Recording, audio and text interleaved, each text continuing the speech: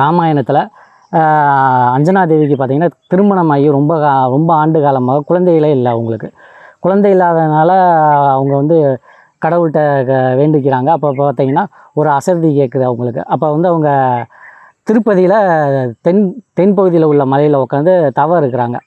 தவம் இருக்கும்போதே அவங்களுக்கு அந்த அசரீரி கேட்குது, நீ அழகர் கோயில் போய் அங்கே இருக்க சுந்தரராஜ பெருமாளை நோக்கி தவறு, அவர் மூலியமாகவே உனக்கு குழந்தை பாக்கியம் கிடைக்கும் அப்படின்னு ஒரு அசரீரி கேட்குது.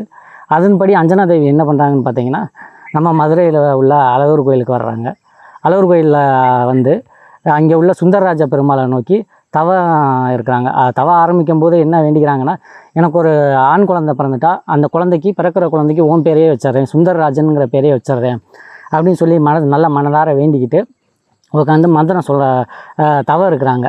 தவம் வந்து பார்த்திங்கன்னா, அந்த தவத்துக்கு மகிழ்ந்து சுந்தரராஜ பெருமாள் அவர் அஞ்சனா தேவிக்கு காட்சி அளித்து, உனக்கு நல்ல பராக்கிரமசாலியாக சிவ ஸ்வரூபமாக ஒரு ஆண் குழந்தை பிறக்கும் அப்படின்னு சொல்லி வரம் கொடுக்குறாரு.